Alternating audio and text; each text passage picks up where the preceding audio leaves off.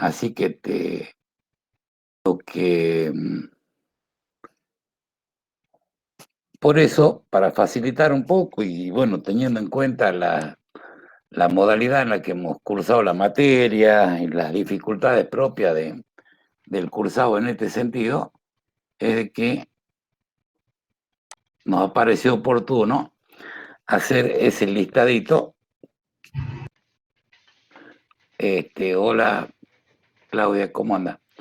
Ese listadito de temas para que, ¿cómo anda? Para que lo podamos, podamos focalizar mejor el estudio y la lectura de los temas.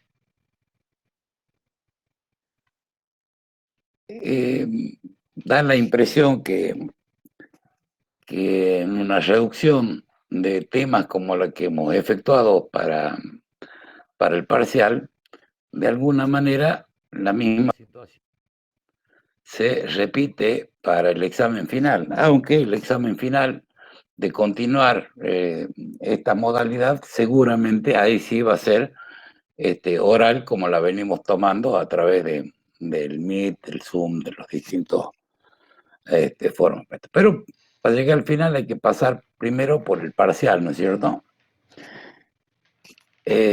Si les parece, vamos, me decía también el profe que hicieron un repaso sobre los temas que les parecía un poquito más complejo, lo que nos parece bastante acertado. Entonces, nosotros vamos a desarrollar un par de temas. Vamos a ver algunas funciones del procedimiento de formación y sanción de leyes. Vamos a ver qué es lo que se entiende por decretos de necesidad y urgencia, legislación delegada y vetos parciales. Vamos a ver brevemente las funciones de la comisión bicameral que se encarga de revisar este tipo de legislación que acabamos de mencionar. También composición y funciones de la Auditoría General de la Nación, un tema que nos interesa muchísimo que lo conozcan. Y si nos da tiempo, el defensor del pueblo para ya más o menos pegar una mirada general en otro encuentro para, de ser posible, el próximo viernes, después del parcial, para abordar la composición y funciones de los principales órganos del Poder Judicial. Esta es la línea y el planteo de trabajo. Yo no sé si quieren que previo a ello revisemos algún tema de los que están en la lista o con lo de ayer fue suficiente. Profe, disculpe, antes de eso, le quería consultar si todavía no pudo definir la metodología del examen. Sí, lo iba a decir un poquito más tarde cuando se incorporen los que llegan un poquito más tarde, así lo contábamos una sola vez, pero sí está definido ya la modalidad del examen. A ver, profe. Brevemente, ustedes van a enviar todos los que vayan a rendir el examen parcial, y esto está bueno si lo pueden publicar por medio de quienes no puedan acceder hoy día, lo repetimos al final de todas maneras. Le van a mandar un mail a modo de registración de que están en el curso y bueno, que pretenden regularizar. Nosotros armamos un listado con todos los mails personales de ustedes y el próximo viernes a las 6 menos cuarto de la tarde le enviamos por mail, llega a cada uno de ustedes el parcial con las consignas. Van a tener una hora, esto es hasta las 7 de la tarde, para resolverlo y resuelto lo devuelven con un adjunto a nuestras direcciones de correo. Así de simple. No sé si hay alguna duda, lo volvemos a charlar al final, como les parezca, chicos. Profe, Sí, Mariana. digamos, lo que usted quiere que nosotros le entreguemos, por ejemplo, tiene que ser escrito o lo podemos hacer en un Word, por ejemplo, en un archivo y mandárselo. Lo ideal que sea en un Word o en un PDF, como les parezca mejor, ¿sí? De última, si tenemos problemas con la máquina, le voy a dejar también el WhatsApp, le sacan una foto, lo hacen a mano, le sacan una foto y me lo envían por WhatsApp. El tema es de que podamos recibir cuáles son las consignas, resolverlas en casa, ¿sí? Pueden acudir a los textos, a la Constitución, no hay problema. Nadie lo va a estar vigilando. Y en términos de una hora, lo devuelven, ¿sí? A las 7 en punto tiene que ser el horario de envío del examen parcial a los correos nuestros, ¿no? Tanto el profe Nazar como el mío. Y eventualmente al WhatsApp si tenemos problemas de conexión por video. ¿Mm? No sé si está contestado, Mariana. Sí, profe, gracias. ¿Sí? ¿Les parece bien? ¿Alguna observación a la modalidad? Hubiéramos querido trabajar en la plataforma, pero aún sigo con algún inconveniente con el tema del Moodle. Y no sé si tienen una herramienta similar como la tienen en el e-learning, que son otros sistemas operativos. ¿Alguna duda? No. Bien, de los temas para evaluar son los que tienen ahí en la hojita. Perfecto. Ahí, Galo, en la dirección que me corresponde, ¿sí? Fíjate vos, dice Gmail, ¿sí? Es Gmail, ¿sí? Le falta la I. Así que si lo van a copiar, hagan esa corrección, si no, no va a llegar nunca. ¿Sí? Ahí está, perfecto, disculpe. Ahí está. Sí, sí, sí. No, malo, me dicen normalmente después del parcial, después del final. Qué malo, dice así el buenito. Ay, no, mentira. Así que bueno, esta es la historia. ¿Vale? ¿Quieren que veamos algún tema de lo visto o avanzamos con lo que tenemos previsto para hoy? ¿Quieren que me vaya un ratito, como hizo el profe Nazar ayer, charlan ustedes y vuelvo? ¿No? ¿Están mudos? ¿No están tomando mate? Si quieren habilitar las cámaras para que charlemos un ratito, pero bueno. Vamos entonces con los temas. Sí, que continuemos si hay alguna duda después al final de la clase que se ha comentado. Vale, al pelo. Gracias, Galo. El viernes pasado les habíamos sugerido que podrían realizar una lectura de los artículos de la Constitución del 77 en adelante sobre el procedimiento de formación y sanción de leyes, el que habíamos reseñado brevemente. El problema no hay problema cuando se trata de que aprobado por una Cámara pasa a la revisora está de acuerdo, pasa al Poder Ejecutivo, el Ejecutivo está de acuerdo y tiene que hacer, estas son las funciones específicas del Ejecutivo, tiene la posibilidad de promulgarla, tiene un plazo, el Poder Ejecutivo tiene un plazo de 10 días, desde que recibe la sanción, de 10 días, resolver si está de acuerdo con la ley, la promulga, y si no está de acuerdo con la ley puede formular el veto o en el lenguaje del artículo 80 puede observarla, ¿sí? Puede observar. ¿Qué es la observación? Es lo que normalmente se llama con el veto. Es una facultad extra que tienen los ejecutivos. Personalmente sostenemos de que se trata de una reminiscencia de la monarquía, ¿no? Porque se imaginan ustedes, una ley que ha sido aprobada por los representantes del pueblo, luego por los representantes de la provincia, queda sujeta a la voluntad de uno. Esto es el Poder Ejecutivo, y si no le gusta la veta, y empezamos el trámite de nuevo, más o menos así es lo que puede llegar a ocurrir. De todas maneras, la potestad de veto existen en todos los, en lo que existe esta división de poderes, con las características propias. Tiene 10 días de que recibe la sanción, porque efectuada por el legislativo, el presidente de la nación para promulgarlo y tal. Si no dice nada, si han transcurrido los 10 días y el Ejecutivo no se pronunció por promulgarla o por observarla o vetarla, cada vez que diga el término veto, recordemos que la Constitución usa el término observar. No vamos a encontrar en las normas el término veto con B corta, no es el del Valle que es con B larga, ¿sí? Tiene la potestad de observarla o de vetarla. Si transcurren los 10 días y el Ejecutivo, el presidente de la Nación, no se expidió sobre el tema, se entiende que asintió, que está de acuerdo con la ley. Esto es lo que se conoce con el nombre de promulgación tácita. La promulgación tácita, en consecuencia, es que la Constitución prevé de que el silencio del Poder Ejecutivo ante una sanción efectuada por el Poder Legislativo está de acuerdo. El silencio actúa como manifestación de la voluntad, entendiendo de que asiente y está de acuerdo con esa ley.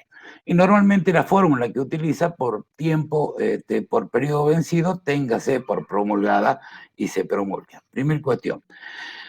Las leyes, y esto lo tienen que haber visto en Derecho en el primer semestre, rigen para el futuro. Sabemos que el principio es el principio de irretroactividad. Fíjese, y es un prefijo negativo, retro hacia atrás y actividad. No tienen actividad hacia el pasado. Por lo tanto, que las leyes rigen para el futuro, salvo excepción. La excepción es el principio de retroactividad de la ley, que no es un principio, sino una excepción al principio. Y la retroactividad va a estar condicionada a que no modifique ni perjudique ninguno de los derechos reconocidos en la Constitución. Pero eso lo deben haber estudiado. Por lo tanto, las leyes rigen para el futuro, pero para que rijan las leyes es necesario que las conozcamos. También sabemos, y debemos haber estudiado en el primer año, en el primer semestre, de que las leyes se presumen conocidas. No es que las conozcamos, no hay cabeza en el mundo que pueda conocer todas las leyes que están vigentes, pero existe un principio de presunción de ley. El principio de presunción de conocimiento de la ley se presume de que son conocidas, y nadie puede alegar que no conoce la ley, que por eso incumplió una obligación o cometió un delito. ¿Se imaginan si fuera así, de que sea posible argumentar, no, yo maté a una persona, pero no sabía que estaba prohibido por la ley? Yo robé, pero no sabía que estaba... Si se admitiera el desconocimiento de la ley, no serviría, es imposible la convivencia humana. Pero decíamos entonces que para que tenga sentido esta presunción es necesario que las conozcamos. Y acá está la ficción del Estado. Si una ley no es publicada, se entiende de que no puede exigirse. Acá sí está un límite a esa presunción del desconocimiento de la ley. La ley la sancionó el legislativo, la promulgó el Poder Ejecutivo, pero no la publicó. Y si no la han publicado, no puedo conocerla. No puede ningún tribunal presumir que conozco una ley que no ha sido publicada. Entonces, esta es la segunda actividad que tiene a su cargo el Poder Ejecutivo frente a la ley. Promulga, si está de acuerdo, las publica. Promulga tiene un plazo de 10 días. Vencido ese plazo, si no se expresó, recuerden que siempre, ¿no?, la sanción tácita, si no se expresó respecto de si está o no de acuerdo a la ley, se presume que está de acuerdo. Entonces, la debe obligatoriamente tener por promulgada. En segundo lugar, debe publicarla. ¿Dónde se publican las leyes? A ver quién nos contesta esto. En la televisión. A ver, ¿dónde ganó? En el Boletín Oficial de la Nación. Exacto, en el Boletín Oficial, en este caso de la Nación. El Boletín Oficial es la fuente de información a la que deberíamos acceder para encontrarnos con toda la normativa. Ustedes, que dentro de muy poquito tiempo van a ser contadores públicos, ya saben que le cambio el nombre, ya no es nacional, van a ser contadores públicos, ¿sí? Se entiende que es nacional. Para poder aplicar cualquier normativa relativa a, fundamentalmente en materia tributaria, por ejemplo, el lugar en el que hay que buscar es el Boletín Oficial. Sí, el REPAR y las demás empresas que te comunican todo lo demás, las resoluciones técnicas y demás, está bueno, pero la fuente formal y oficial es el Boletín Oficial. ¿Por qué? Porque está a cargo del Poder Ejecutivo. Las promulga y las publica, y así lo señala el artículo 99, inciso 3. Participa en la formación de leyes con arreglo a la Constitución, las promulga y hace publicar. ¿Sí? Este es el gran punto de referencia. Ahora, si no está de acuerdo, la observa, o como normalmente se utiliza el término, la puede vetar. La parte vetada, y si veto es total, ¿a dónde va si el Poder Ejecutivo veta una ley?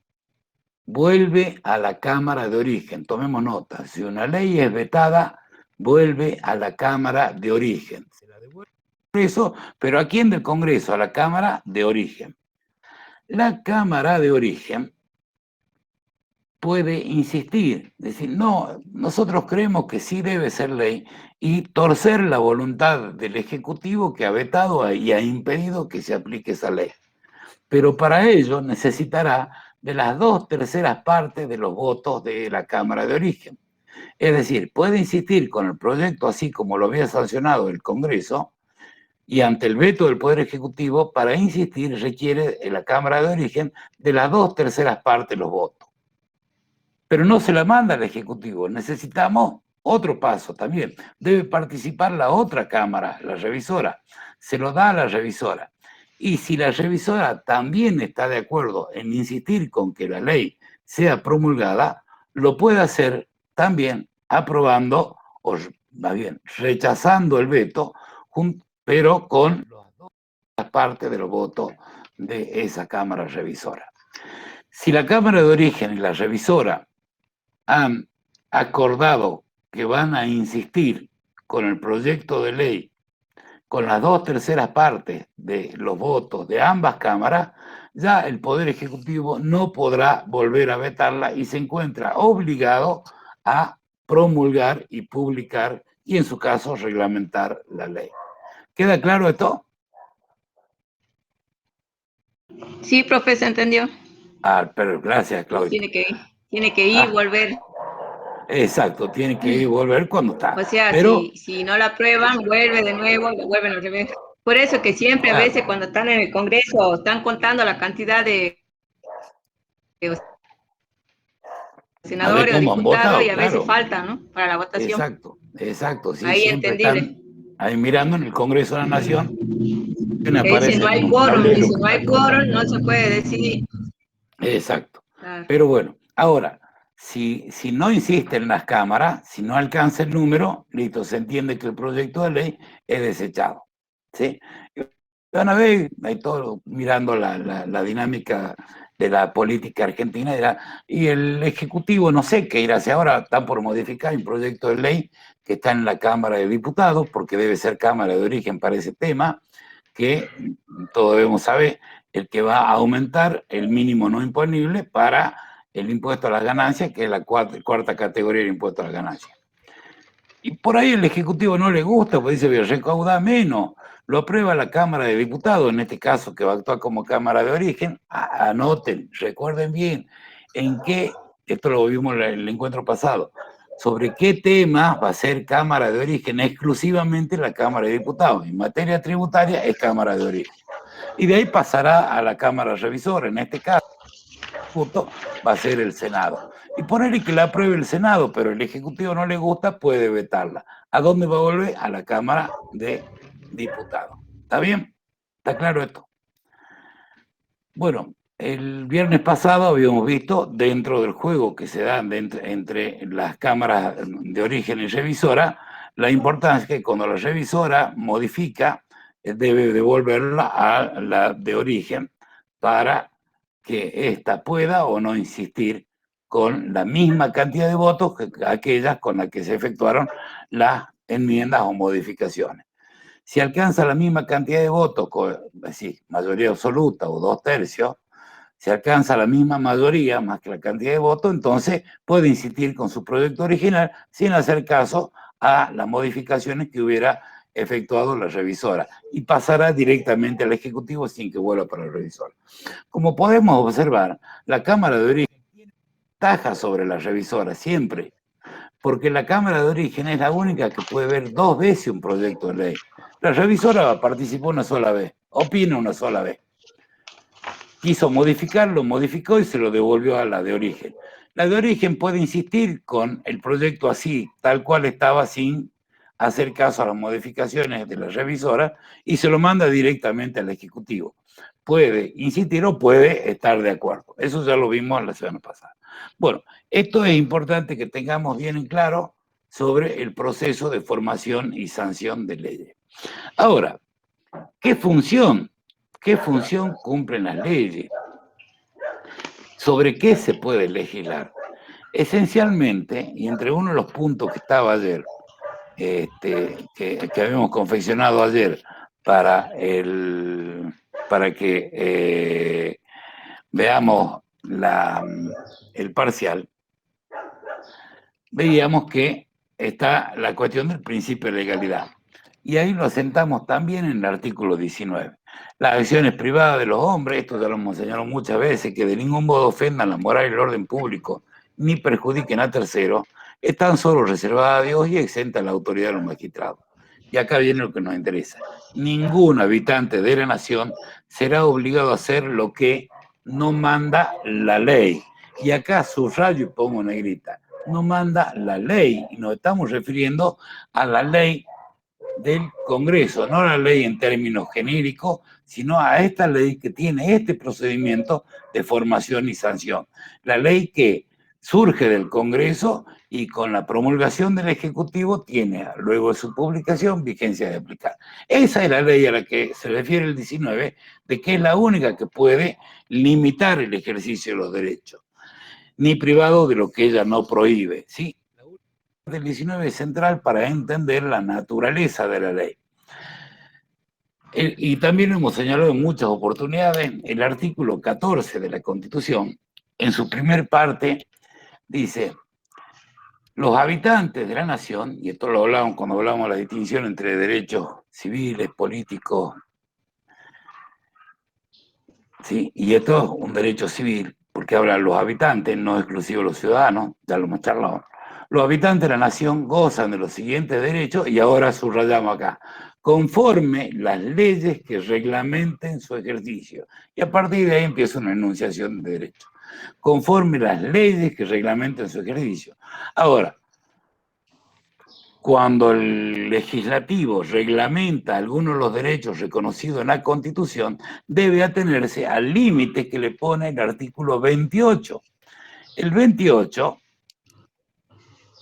dice más o menos: los principios, garantías y derechos reconocidos en los anteriores artículos no podrán ser alterados por y subrayamos ahora, por las leyes que reglamentan su ejercicio. Vemos entonces que del juego de estos artículos, 19 al final, ningún habitante de la nación está obligado a hacer lo que la ley no manda. 14 en el inicio, los habitantes de la nación gozan de los siguientes derechos, gozan de derechos conforme las leyes que reglamentan su ejercicio. Y el 28, que dice que los derechos reconocidos en esta Constitución no pueden ser alterados por las leyes que los reglamentan. De estos tres sacamos una conclusión. La principal función que tiene las leyes, tal cual, que siguen el proceso previsto en la Constitución para el procedimiento de formación de sanción y promulgación, tienen esta esencial función: reglamentar los derechos en la Constitución. Por eso decimos que los derechos, y acá tomen nota de esto, no son absolutos. Los derechos no son absolutos. Los derechos se encuentran sujetos a reglamentación. ¿Para qué? Para que se puedan hacer efectivos. Si los derechos no se hacen efectivos a través de la reglamentación que las leyes a este efecto señalan, va a ser imposible su cumplimiento, porque también necesitamos seguir un derrotero. Nosotros en este momento estamos haciendo ejercicio de un derecho reconocido en la Constitución, del artículo 14. Derecho de enseñar y de aprender.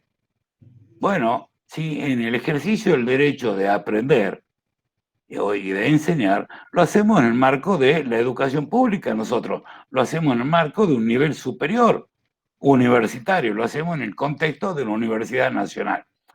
Bueno, pero una persona 14 años que no ha terminado el secundario puede decir, yo quiero ejercer el mismo derecho que Lara, el mismo derecho que Mariana, que Sofía, que Carolina. Bueno, no, tenés que ajustarte a la reglamentación del derecho de aprender. ¿Y cuál es? Y bueno, vamos a encontrar la ley de educación. Puntualmente, en el caso nuestro, este mecanismo, que aunque no nos damos cuenta o no lo ponemos sobre el tapete, es un ejercicio de la función del derecho a enseñar y de aprender, previsto y reconocido en la Constitución Nacional y reglamentado a través de la Ley de Educación Superior, que es la que dice cuáles son las condiciones para acceder a la educación superior, cuáles son las pautas a partir de las cuales se debe desarrollar este proceso de enseñanza y aprendizaje, cómo van a ser nuestros títulos, qué alcance van a tener, cuál es el control que se debe efectuar. Creará esta ley de educación superior, crea la Comisión Nacional de Educación Universitaria, la famosa CONEAU, que controla, vemos cuando... Todo ese mecanismo se hace posible a través de la reglamentación de leyes que, reglamentación de los derechos reconocidos en la Constitución que los encontramos en el juego de estos artículos. Entonces, la principal función que cumplen las leyes es la de reglamentar los derechos. ¿Cómo quiere? No, tampoco es absoluta la reglamentación.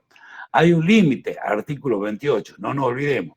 14 y el 28 le ponen límite a la facultad que le otorga el 14 reglamentar los derechos. El límite está puesto en que al momento de reglamentar no debe desnaturalizarlo. ¿Se imaginan si para reglamentar la educación superior o el derecho de enseñar, el Congreso hubiera aprobado una ley de educación superior que en vez de que plantee que la educación pública será gratuita, establezca de que las universidades públicas deberán incorporar un arancel al salario mínimo vital y móvil, nos desnaturalizaría, no está tan pública, o como en la época de la dictadura, que se arancelaba la educación pública, ¿sí? Había que pagar un arancel mensual. ¿Se entiende? Entonces, pero claro, estamos en democracia y la democracia tiene que hacer posible esto. El Congreso, cuando reglamenta los derechos, debe evitar su desnaturalización. Este es el límite del artículo 28 al que hacemos referencia. Entonces, esa es la naturaleza de las leyes reglamentarias. Fíjense, de tal manera funciona esta reglamentación de los derechos reconocidos en la Constitución, y acá tomemos nota especialmente de la previsión del artículo 75, inciso 12. Decíamos, si recuerdan, que el artículo 75, cuando escuche el término del artículo 75, tengo que hacerme inmediatamente la idea de que está hablando de las competencias de la Nación. El 75, inciso 12, la parte que nos interesa resaltar particularmente es el comienzo. Corresponde al Congreso, cada vez que veamos un inciso, decir, vamos a la cabeza, corresponde al Congreso de la Nación. Inciso 12. Dictar los códigos civil, comercial, penal, de minería, del trabajo y la seguridad social en cuerpo unificado o separado. Primera noticia. Los códigos son leyes del Congreso. Se llaman códigos ¿por qué? Porque agrupan una serie importante de cuestiones bajo un mismo rótulo. Todas las cuestiones que tengan que ver con la vida civil estarán en el Código Civil. En el caso de la Argentina, hace un par de años, esto ha sido unificado tanto en las normas en materia civil como en las normas en materia comercial. También le corresponde, y esto forma parte también de nuestra formación. Vamos a ver derechos comerciales, vamos a ver títulos de crédito, esto lo vamos a ir viendo más adelante seguramente en la carrera. Bueno, son normas comerciales. ¿De dónde deben surgir las normas comerciales? Las normas civiles del Congreso de la Nación. ¿Por qué? Porque así lo estipula el artículo 75, inciso 12. Las provincias, de la misma manera, la materia penal, el régimen minero y los derechos de la seguridad y de la social. Cuando hablamos de seguridad social no es una entelequia. Si hablamos de jubilaciones y pensiones, hablamos de los derechos de la seguridad social. ¿Está bien? Es decir, ¿quién va a regular el régimen jubilatorio? El Congreso de la Nación. Porque es competencia del Congreso. ¿Quién va a regular el régimen asistencial? El Congreso de la Nación. ¿Quién va a regular en materia penal? ¿Quién va a determinar cuándo es un delito? el Congreso de la Nación? ¿Puede la provincia determinar cuando una conducta es un delito? No, que le corresponde al Congreso de la Nación. ¿De dónde sale? De la competencia que le otorga el inciso 12 del artículo 75. Como vemos, el que más palmario, el que vemos con mayor claridad, de qué manera las leyes que reglamentan los derechos reconocidos en la Constitución siguen el mismo cauce de los artículos que hemos mencionado, también en el artículo 75, inciso 12. Es el Congreso de la Nación el que tiene la potestad de reglamentar los derechos de la Constitución, y acá ya los nominaliza, les pone un nombre: civiles, comerciales, penales, del régimen minero, del trabajo, de la seguridad social. ¿Sí? Queda medianamente claro. Ahora, ¿quién va a juzgar eso? Son los juzgados provinciales. ¿Sí? Por eso el inciso 12 termina diciendo sin perjuicio de la jurisdicción que corresponda a cada una de las provincias. Fíjense, y acá tomemos de ejemplo, cuando hablábamos del régimen federal, y cuando hablamos del régimen federal, está entre los puntos para evaluar, hablamos de competencias que tenían las provincias y que le dieron al Estado Nacional, y esas las llamamos competencias delegadas. Las provincias le delegaron al Estado Nacional competencias que eran propias. Y acá encontramos patéticamente una competencia delegada por las provincias del Estado Nacional, como por ejemplo la de legislar en materia penal. Sale de vez en cuando esta cuestión, ya lo charlábamos también la vez pasada, de la inseguridad, de olas de robo y demás situaciones absolutamente tristes y penosas que ocurren a diario y que cada vez se visibilizan más. Entonces decimos, no, hay que endurecer las penas, dice gran parte de la sociedad, muchos los medios de comunicación también. Otros dicen, no, hay que educar, reeducar, y bueno, son de distintas posiciones. ¿A quién le va a corresponder? Si la idea es endurecer las penas por los delitos, ¿a quién le va a corresponder endurecer las penas? Por ejemplo, como se endurecieron a partir de los femicidios o como ocurrió con el Código Penal. ¿Fueron las legislaturas provinciales? No.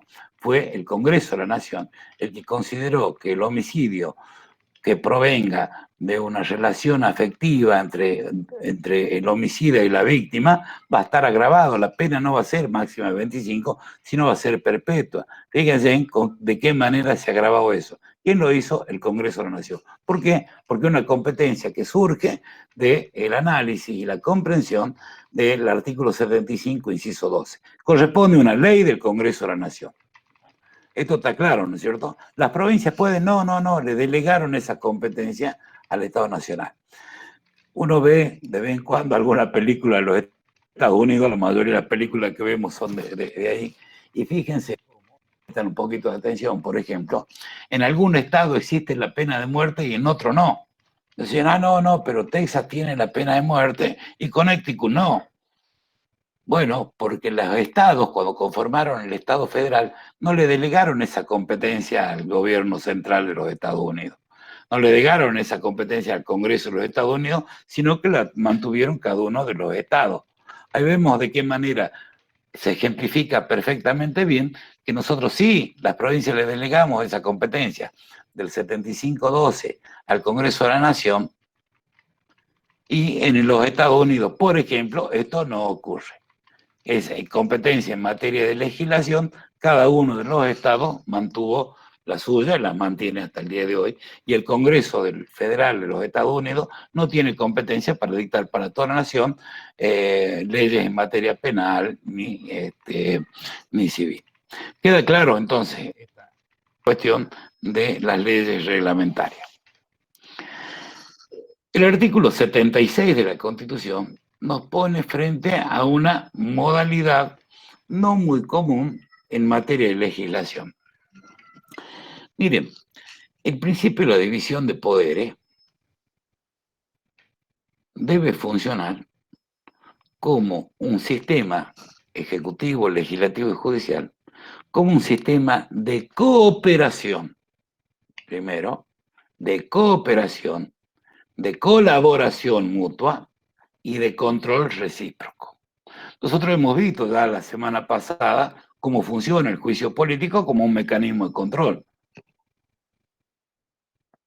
control del Poder Legislativo sobre la actividad política del Ejecutivo y también de la cabeza del Poder Judicial, hablando de los miembros de la Corte Suprema de Justicia, que son los que están sujetos a juicio político. Y lo de los tribunales, hemos visto también que van a parar al jurado de enjuiciamiento, que es otra cosa, otro órgano.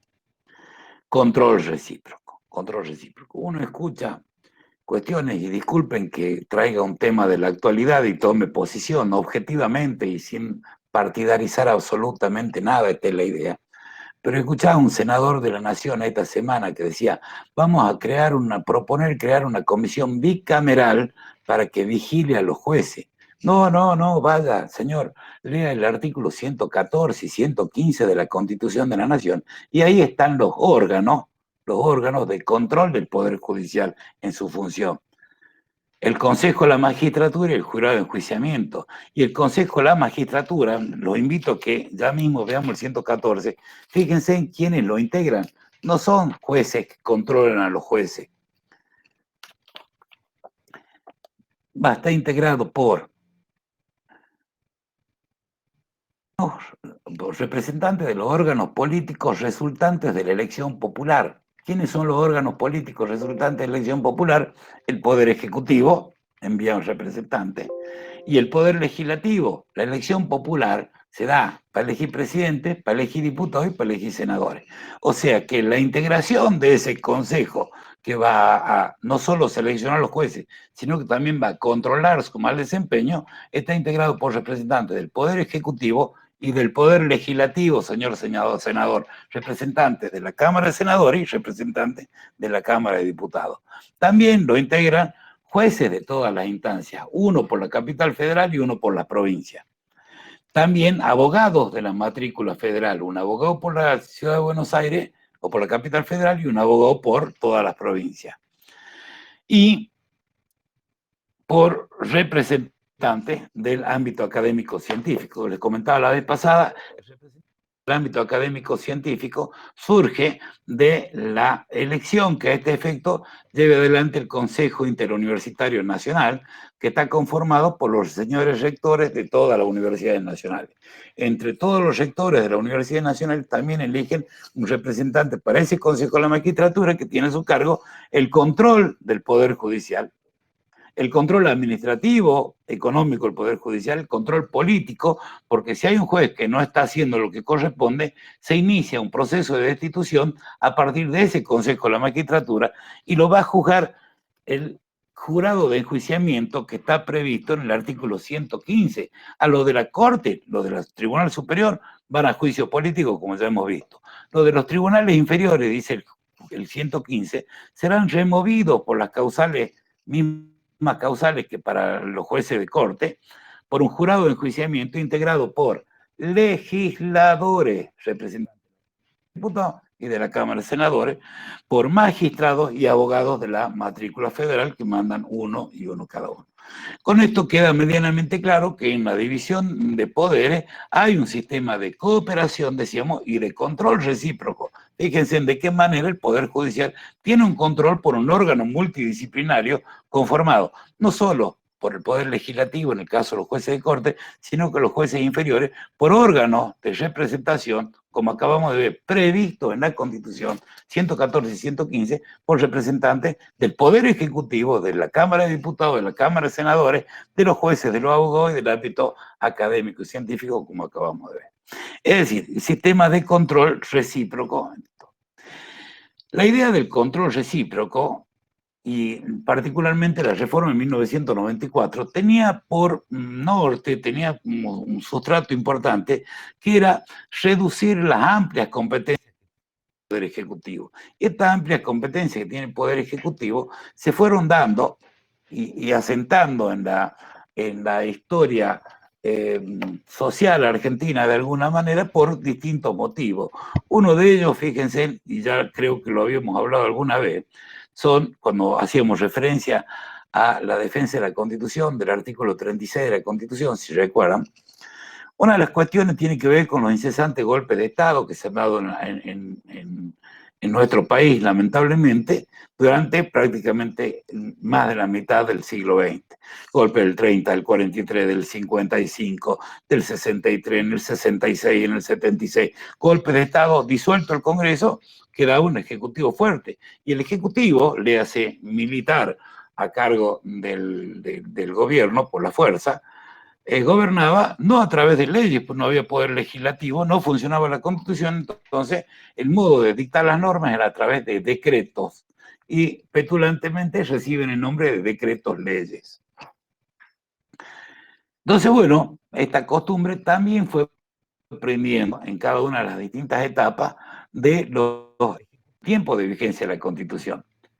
Y en muchas ocasiones, bajo la excusa de reglamentar las leyes conforme lo prevé, y leíamos hace rato el artículo 99, inciso 3, las reglamenta las leyes, y a modo de reglamentar se le iba un poquito la mano y terminaba dictando decretos, con nombre de decretos, pero en su espíritu, la norma era la naturaleza de ley.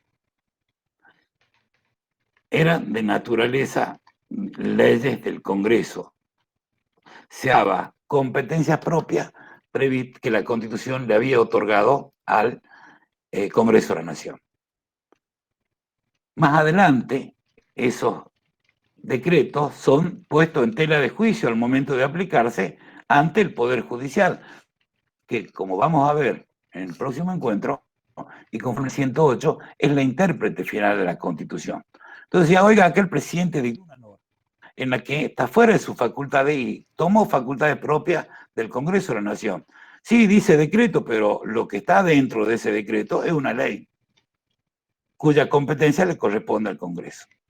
Y la Corte de Justicia, normalmente avenidas a los poderes ejecutivos, de buenas relaciones, fíjense, el procedimiento de designación de los jueces, parte, propuesta del Ejecutivo y de acuerdo al Senado, ya está, no hay más vuelta. 2/3 partes, también lo vimos la semana pasada, de los presentes, le dan acuerdo, listo, se designa este señor como juez o señora como juez a la Corte Suprema de Justicia de la Nación. Bueno, la Corte Suprema le daba la razón al Poder Ejecutivo y decía, y bueno, es que había una necesidad, había una urgencia, y ahí nacen los famosos decretos de necesidad y urgencia, que son una potestad que tiene el Poder Ejecutivo de dictar decretos con cuerpo de ley. Cuando llega la reforma con la idea planteada o al menos expresada de atenuar de alguna manera las competencias del presidente de la Nación, de atenuar el presidencialismo. No se olviden, todos los ismos son exageraciones. Sí, son exageraciones. Cuando se dice presidencialismo es porque el presidente es el que tiene el mayor cúmulo de competencia en detrimento del equilibrio de ese poder, que también lo hemos conversado la vez pasada.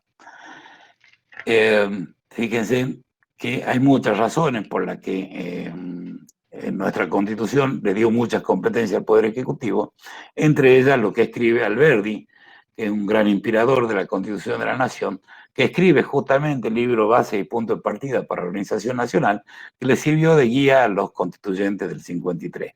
Y él aconsejaba que el presidente tenga muchas competencias, muchas atribuciones, por primero atenuar de alguna manera el caudillismo dentro de las provincias, las regiones, el norte, el centro, el litoral, esta historia. Otra que también habíamos copiado de los Estados Unidos, la Constitución, que tiene un poder ejecutivo muy fuerte. Pero Alberdi decía, y esto es lo que no le han hecho mucho caso a los constituyentes, decía, le den muchas atribuciones al Ejecutivo, pero tantas atribuciones como controles. Y los controles acá fallaron de alguna manera y dieron nacimiento, decíamos, entre otros los decretos de necesidad de urgencia. La reforma del 94 era la oportunidad para, por lo menos, poner un límite, un dique de contención a estas funciones del Poder Ejecutivo, que se tomaba atribuciones el otro con este. La respuesta del constituyente del 53 no es de la mejor. Termina incorporando a los decretos de necesidad de urgencia dentro de su articulado. En el artículo 9, inciso 3, vamos a ver que comienza con una enfática prohibición para luego hacer lugar a su a la posibilidad de que emita este tipo de legislación. Fíjense en el segundo párrafo del artículo, tomen nota, 99, inciso 3. En el segundo párrafo, el primero ya lo hemos leído recién, hace rato, dice: el Poder Ejecutivo no podrá en ningún caso, bajo pena de nulidad absoluta e insanable, emitir disposiciones de carácter legislativo. Hasta ahí, fantástico, lo que pedíamos una gran parte de lo que nos gusta, un mayor equilibrio, de evitar de que el Ejecutivo tome disposiciones, dicte disposiciones de carácter legislativo. Hasta acá dirán, está fantástico. Si el Ejecutivo, repito, no podrá, bajo pena de nulidad absoluta, insanable y en ningún caso, emitir disposiciones de carácter legislativo. El párrafo empieza con una palabra que dice solamente. Listo, ya está. Acá está. Han cerrado la puerta, han abierto la ventana. Solamente cuando circunstancias excepcionales hicieren imposible seguir los trámites ordinarios previstos por esta Constitución para la sanción de leyes y no se trate de temas en materia penal, tributaria, régimen electoral y régimen de partido político, podrá emitir estas disposiciones. Lo que comienza negando termina aceptando. ¿Cuáles son las condiciones para que el Poder Ejecutivo dicte un decreto de necesidad de urgencia? Lo dice el comienzo de este párrafo que estamos leyendo. Circunstancias excepcionales que hagan imposible el trámite ordinario del procedimiento de sanción informativa. Esto, ya comentábamos la vez pasada, es uno de los también de lo que se conoce circunstancias excepcionales, como lo que se llama en derecho un concepto jurídico indeterminado. ¿Y qué sé yo que puede ser una circunstancia excepcional? En la Argentina se han dictado desde el 94 en adelante, y antes también, muchos decretos de necesidad de urgencia. Y en ninguno queda claro un delineamiento de qué significa una circunstancia excepcional. Basta con decir, y esta situación amerita la excepcionalidad que prevé el inciso 3 del artículo 99 de la Constitución. Y bueno, y qué sé yo, puede decir que tantas cosas, que se cortó la luz en la casa, en el Congreso de la Nación, que no hay agua en la casa de gobierno, que hay un levantamiento popular, que existe un ámbito de pandemia de salud, es decir, desde las cosas más pequeñas que sí puedan entrar en esta, pero bueno, esto es lo que está. Así es. Lo que es muy importante entonces que sepamos, primero que el Poder Ejecutivo sí puede dictar decretos de necesidad de urgencia, es decir, sí puede emitir disposiciones de carácter legislativo. La condición es primero que cita una excepcionalidad que hagan imposible seguir el trámite ordinario de sesiones. La verdad que cuesta a uno ser objetivo en esta cuestión porque en este país, para poder dar acuerdo han ido a buscar a un senador en el avión y en 2 horas lo han sacado a la cancha del golf, lo han subido y lo han llevado al Congreso en menos de 2 horas. Es decir, hoy hablar de circunstancias excepcionales tendría que por lo menos, hubiera sido ideal, se encuentre perfectamente enunciadas, que se entiende por circunstancias excepcionales que hagan imposible la formalización. Bien. Segundo, ya hemos renegado. Y esto es importante que tengamos muy en claro sobre qué temas puede, esto está bueno, sobre qué temas no puede el Poder Ejecutivo emitir disposiciones de carácter legislativo, suplantar al Congreso. No puede, en materia penal, está en juego la libertad de nosotros, obviamente, por eso. Tampoco puede, en materia tributaria, está en juego el derecho de propiedad de todos nosotros, ¿sí? No puede, entonces, penal, tributaria. Tomen bien nota de esto porque sobre esto siempre damos vuelta en el final. No puede emitir disposiciones de este tipo, tampoco en régimen electoral, está en juego la democracia, ni el régimen de partidos políticos, en juego la república, ¿sí? No puede emitir disposiciones, entonces, decretos de necesidad de urgencia en materia penal, tributaria, régimen electoral, ni en régimen de partidos políticos. ¿Esto quedó claro? Bien. El trámite mismo inciso 93, se lo explico brevemente, dice que estos decretos de necesidad y urgencia deben ser resueltos en acuerdo general de ministros y refrendados por todos ellos. ¿Quién los nombra a los ministros? El Poder Ejecutivo. Y si alguien no está de acuerdo, y si no está de acuerdo con el que te ha nombrado, te tenés que ir, más o menos esto, una cosa así. La verdad que no entiendo el sentido de que sea resuelto en acuerdo general de ministros, como si los ministros tuvieran una independencia de criterio respecto del presidente. Y acá le doy una función específica al jefe de gabinete, que es que el jefe de gabinete debe, en el término, refrendarlo también, y en el término de 10 días, llevarlo al Congreso de la Nación ante una comisión bicameral permanente. Una comisión formada por representantes de Cámara de Diputados y Cámara de Senadores, bicameral permanente. Tiene 10 días. La otra vez estaba en Buenos Aires, en la Casa Rosada, y mirá, de la Casa Rosada hasta de ahí, derecho, ves la cúpula del Congreso. Hay un subte en la esquina, en 2 minutos está en el Congreso, y si te vas caminando, puedes demorar media hora, siendo muy despacito. Bueno, acá tiene 10 días para que el jefe de gabinete lo lleve, era la urgencia, para que lo lleve al Congreso de la Nación y sea revisado por la comisión bicameral. Esta comisión debe tratarlo en el término de 10 días y elevar al pleno de cada una de las cámaras si dan o no las comisiones previstas en el artículo 99, inciso tercero, si es que existe la imposibilidad del trámite ordinario, si la ley, el decreto de necesidad y urgencia, perdón, que emitió el Ejecutivo no se refiere a materia penal, tributaria, electoral o régimen partido político, y luego cada una de las cámaras deberá darle expreso tratamiento, dice textualmente la Constitución, de inmediato, y de inmediato pueden pasar como que ocurren, y muchos de los temas no han sido. De todas maneras, esa comisión bicameral ha sido creada, y la van a encontrar en el programa, mediante ley 26.122. Este artículo que estamos haciendo referencia, en el que le da la potestad al Poder Legislativo para que meta disposición de carácter legislativo en las condiciones que hemos señalado, fue aprobado junto con la reforma de la Constitución en el año 1994. 12 años después, en el año 2006, recién el Congreso de la Nación sancionó la ley a la que hacemos referencia, y que el artículo 93, gracias Galo, el artículo 93, inciso 3, le manda al Congreso de la Nación que dicte esa ley. 12 años, creó la Comisión Bicameral Permanente, que va a controlar en primera instancia ese decreto de urgencia. Está integrada, como podrán verlo en la ley, por 8 representantes de la Cámara de Diputados y 8 de senadores. ¿Resuelve algo? No resuelve nada. Emite dictamen y aconseja a la Cámara de Diputados y a la Cámara de Senadores que aprueben o no ese decreto de necesidad y urgencia. No le pone plazo. Si una Cámara lo aprueba y la otra lo rechaza, sigue teniendo vigencia. Los decretos de necesidad y urgencia tienen vigencia desde el mismo momento en el que fueron publicados, como cualquier otra ley. No hace falta que primero le dé el acuerdo el Congreso de la Nación, porque tienen vigencia y sobreviven por sí mismos desde ese momento.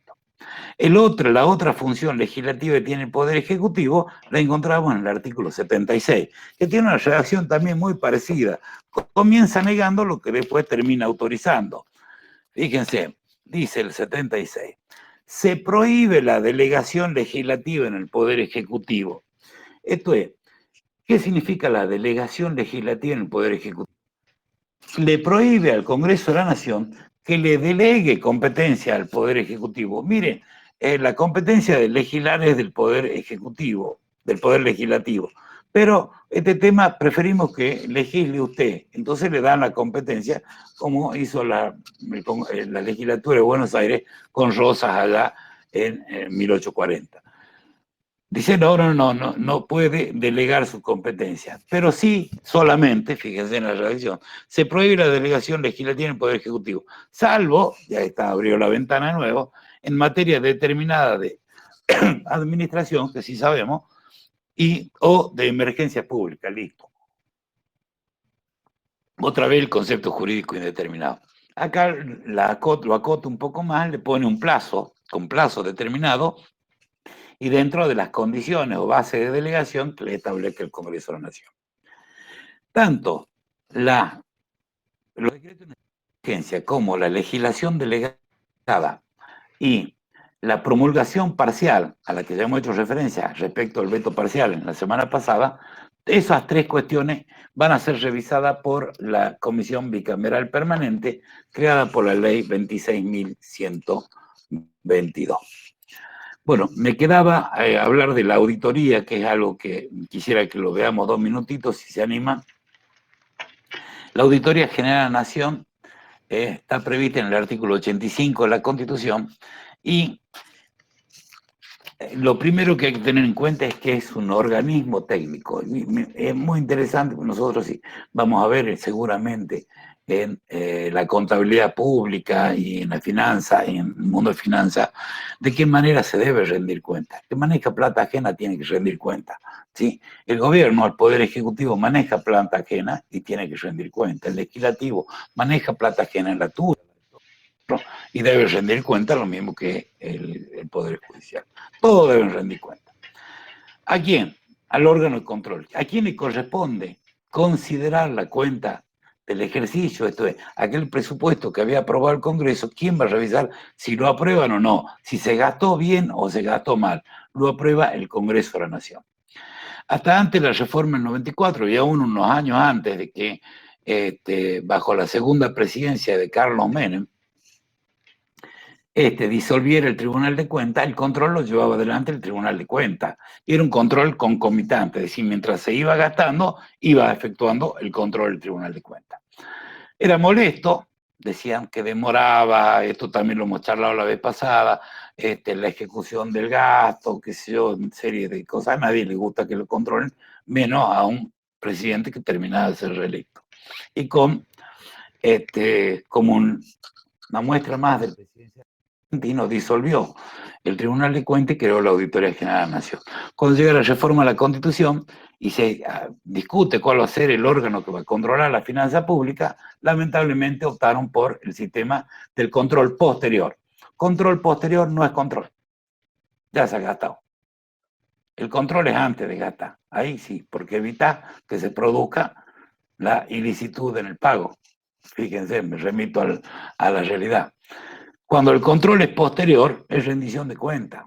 Y sí, tendrá un castigo, dirá, no te vamos a aprobar la cuenta general de ejercicio, te vamos a denunciar, va a ir preso. Ya se han gastado la plata, ya se han gastado. Nosotros, este es un criterio muy particular, que creo de que lo ideal es el control concomitante porque evitamos que se produzca mal el gasto, que se haga fuera de la ley y que se produzcan enriquecimientos como lo que han terminado siendo juzgados la semana pasada. Cuando el control es posterior, bueno, ha quedado en la Constitución como un control posterior. El control externo del sector público nacional en sus aspectos patrimoniales, económicos, financieros y operativos es una atribución propia del Poder Legislativo. El examen de ese Poder Legislativo sobre el desempeño y situación de la General de la Administración Pública serán sustentados en los dictámenes de la Auditoría General de la Nación. Y acá viene, este organismo de asistencia técnica del Congreso, la Auditoría General de la Nación es un organismo de asistencia técnica del Congreso. Debería estar integrada por técnicos que conocen de los principios de legalidad, de eficiencia, de eficacia del gasto público y en consecuencia analizar esa rendición de cuentas y aconsejarle al Congreso de la Nación que la apruebe o rechace porque se realizó dentro de los marcos de la ley o fuera del marco de la ley. Tiene autonomía funcional y se integra del modo que la ley reglamentaria que dicte el Congreso se establezca. Y va a tener a su cargo, el presidente del organismo va a ser designado a propuesta del partido político que mayor número de oposición tenga en el Congreso de la Nación. Ya volvemos sobre eso. Y tiene que controlar, el último párrafo en central, la legalidad, gestión y auditoría de toda la administración pública, centralizada, descentralizada, cualquiera fuera su modalidad o organización, ahí a donde existe un recurso del Estado, debe intervenir la Auditoría General de la Nación. Se le rinde cuenta de todo esto y esta emite un dictamen sobre la legalidad, gestión del órgano que haya gastado. Para que exista un mayor control con acierto, o medianamente con acierto, el poder, este órgano, la auditoría, que va a emitir, repito, dictamen a cada una de las cámaras, va a ser presidido por el partido de oposición que tenga mayor número de bancas. Está bueno. Este es el organismo de asistencia técnica. ¿Qué crítica le hacemos nosotros? Más allá de la que hemos señalado, de que el control posterior no es control, sino rendición de cuentas, y ya se gastó mal, más allá de eso, es de que, fíjense, prevé de que el partido político de oposición que tenga mayor número de bancas va a presidir la esta. Supongamos, y hacemos abstracción de cualquier situación que se haya dado o se dé en el futuro. El partido A tiene el poder ejecutivo y este año termina su mandato como presidente. Gana la presidencia del partido B, su opositor. Por lo tanto, el partido A pasa a ser el partido, normalmente en sistemas bipartidistas o bifrentistas, como el que caracteriza a la Argentina, la oposición en el Congreso de la Nación va a ser el que era el gobierno antes. Y como las auditorías se realizan sobre ejercicio vencido, va a ser el que va a emitir dictamen de su propia gestión. Cosas que ocurren ahí, bueno, por ahí serán el tema de control. Por eso es de que por ahí tal vez sea que no va como no va cuando no hay control. Bueno, ya hemos renegado suficiente, son temas que nos interesaban que conozcamos en materia legislativa. Sí, a mí particularmente me gustaría que el próximo viernes el examen va a terminar para que lo suban a las 7 de la tarde. Y ahí nomás nos conectamos de nuevo, vamos a poner el link, vamos a hablar un poquito del examen para ver cómo nos fue y vamos a dar como último encuentro algunos aspectos del Poder Judicial que muchos de ellos ya hemos señalado ahora. Entonces, pasando en limpio para el examen parcial. Ustedes, primer paso número 1, nos envían al doctor Nazari y a mí con copia, no manden 2 correos, uno mismo con copia, y digan, hola, ¿qué tal? Soy María Belén Lucero, este es mi correo. ¿Sí? Listo, entonces ya te agendamos María Belén, ya tenemos el correo y armamos el mailing para todos los que hayan mandado el correo. Si alguien no tiene correo electrónico y sí WhatsApp, creo que todos tenemos WhatsApp, me parece, sí, como también correo, me mandan un mail a mí solamente, con el número de WhatsApp o de dispositivo para poder comunicarme, ya no por mail, sino a través de WhatsApp le vamos a mandar el examen. ¿Cómo hacemos el examen? Ya comentamos, va a ser tema a desarrollar. Ejemplo típico. El municipio de Salvador Massa emitió una ordenanza, sancionó una ordenanza que prevé la creación de un impuesto para toda la nación argentina. 2 puntos, responda. A, desde este momento, Anita, responda lo siguiente, 2 puntos. A, ¿es correcta la sanción efectuada por el... ¿Qué opina usted sobre la sanción efectuada por el Consejo Deliberante de Salvador Massa? Respuesta. Entonces, y yo creo que está bueno que pongan un impuesto para todas las personas que respiran, que se... No, puede ser una respuesta, pero no la sustentaste en el derecho. No, la respuesta correcta dirá, no corresponde, porque el municipio no tiene competencia que es propia del Congreso de la Nación.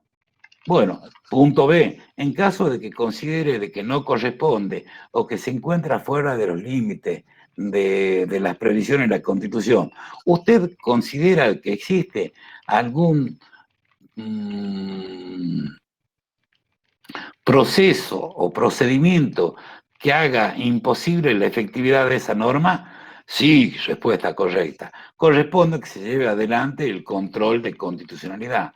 ¿Podría explicarnos, en el caso de que exista algún tipo de procedimiento para esta cuestión, si ¿Cómo se lleva adelante ese procedimiento en Argentina? Entonces, respuesta. El procedimiento de control de la supremacía de la Constitución es judicial, difuso, se realiza entre partes y produce efectos solamente respecto de quienes lo presentan. Control de constitucionalidad. Listo, esto es un punto. ¿Se entiende o no? No vamos a pedir explique cómo se lleva adelante la reforma a la Constitución. Van a copiar el artículo 30. ¿Sí? Podemos decir, la senadora Ana Arias desea modificar un artículo de la Constitución, el artículo primero. ¿Qué opina usted? ¿Sí? Y diríamos, y ahí podemos hablar o no, si existen contenidos pétreos, por ejemplo, de qué se trata el artículo primero, veremos. ¿Sí? En el caso de que sobre 150 diputados, que la Cámara, supongamos que la Cámara de Diputados tiene 150 diputados, bastará que 70 de ellos estén de acuerdo para declarar la necesidad de reforma. Otro planteo. El Congreso declaró la necesidad de reforma y estableció lo siguiente, que la convención se elegirá por voto directo, que comenzará a funcionar el 1 de julio y que tendrá una duración de 90. ¿Qué cree usted que le falta a esta declaración de necesidad de reforma? A ver quién contesta.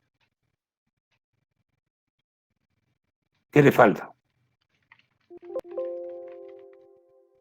Dice cuándo va a empezar, cómo se van a elegir los convencionales y cuándo va a terminar la reforma a la Constitución. ¿Qué le falta?